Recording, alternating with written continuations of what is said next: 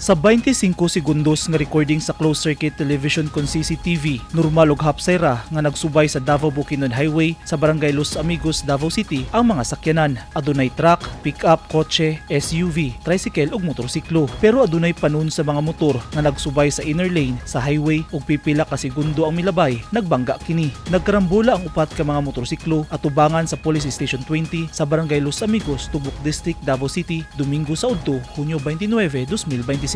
Subay sa report sa Los Amigos PNP, pulos residente sa Davao City ang mga rider nga nalambigit sa karambola. Nasayran sa investigasyon nga kalit nag-brake sumala pa ang nag-una nga motor ug didto na sunod-sunod nga nagbangga ang nagsunod nga laing tulo pa ka mga motor.